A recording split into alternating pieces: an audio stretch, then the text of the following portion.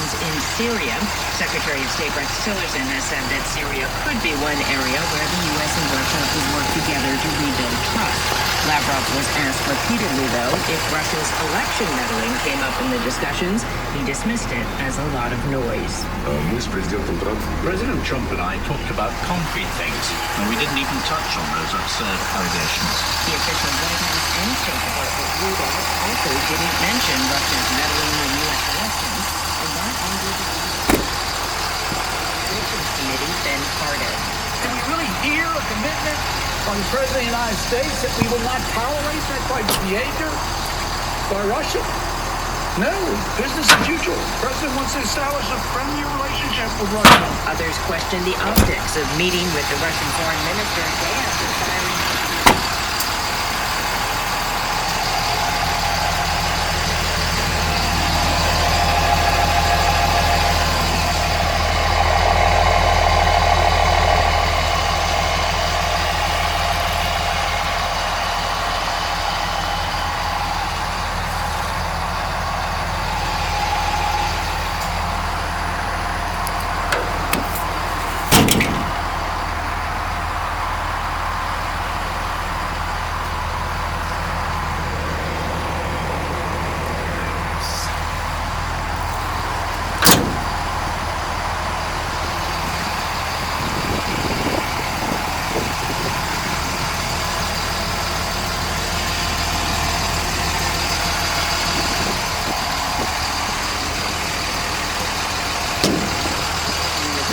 Says this is Russian property that should be returned.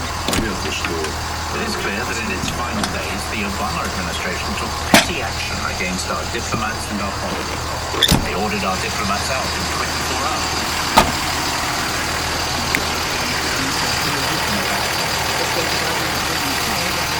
Part of the discussions between Lavrov and Secretary Tillerson, and officials point out that the U.S. took the action against Russia in part because of how U.S. diplomats have been treated in Russia.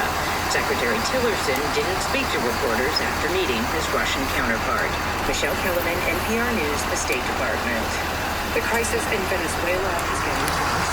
Opposition leaders are calling on the army to stop supporting Nicolas Maduro, the increasingly autocratic leftist president. They're circulating unconfirmed reports that several dozen military officers are under arrest for dissent. NPR's Philip Reeves has this report. Maduro's opponents are paying a high price in their campaign to drive him from power. Dozens have been killed and many hundreds injured during the wave of protests that began last month. Yet there's no sign these are losing momentum.